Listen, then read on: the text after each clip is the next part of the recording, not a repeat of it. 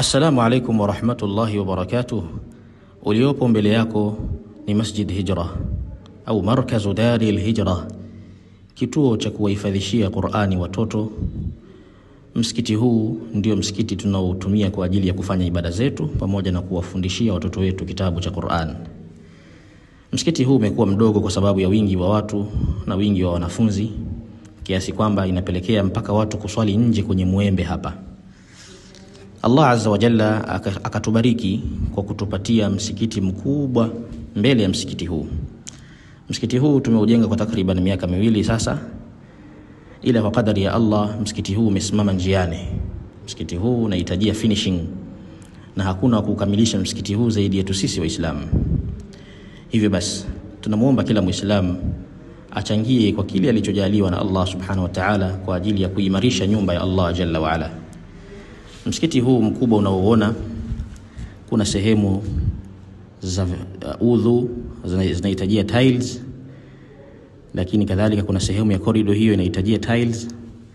Lakini ukiingia kwa ndani utaona kwamba msikitini hapa juu kuna bati hili linavuja, na Waislamu hatutakiwi kuvujiwa wakati wa ibada zetu. Tunatakiwa tufanye ibada zetu tukiwa na umakini mkubwa sana.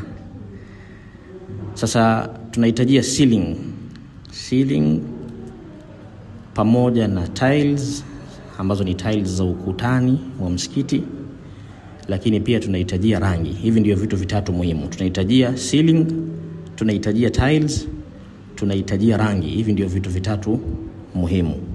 Lakini pia upande wa stima tumeanza kuweka stima na kuweka waya kwenye baadhi ya sehemu kwa dharura ya kuwasha taa na nyinginezo, lakini bado pia upande wa stima kunahitajika gharama kubwa.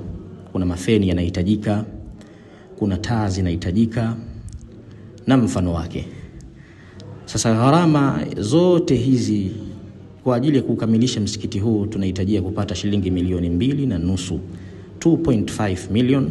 Tukizipata hizi, msikiti huu unakamilika mara moja iwezekanavyo.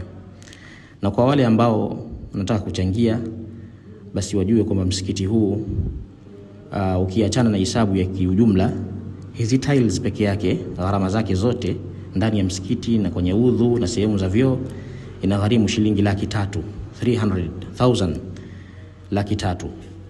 Lakini pia kadhalika sehemu hiyo ya ceiling na sehemu ya stima na mfano wake, zote ni gharama ambazo sisi Waislamu tunatakiwa kuzisimamia.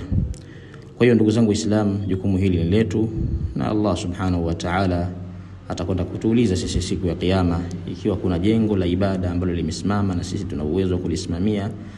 Wallahi ni khairi kubwa kwa Muislamu ambaye atajitolea khairi hii, atajitolea kuchangia alichokuwa nacho kwa ajili ya Allah Subhanahu wa Ta'ala. Mtume sallallahu alaihi wasallam asema, man bana lillahi masjidan, yeyote mwenye kumjengea Allah msikiti ambao ni size ya kiota cha ndege, Allah mtu huyu atamjengea nyumba peponi. Na wanachuoni wanasema Mtume sallallahu alaihi wasallam ametaja kiota cha ndege kwa maana kwamba kila atakayechangia katika ujenzi wa msikiti, atachangia mawe, atachangia simiti, atachangia pesa, atachangia chochote, huyu Allah Subhanahu wa Ta'ala atamjengea nyumba peponi. Kwa hiyo ndugu zangu Waislamu, tunawaomba kuchangia katika khairi hii, na Allah Subhanahu wa Ta'ala atujalie sote kila la khairi. Jazakumullahu khaira.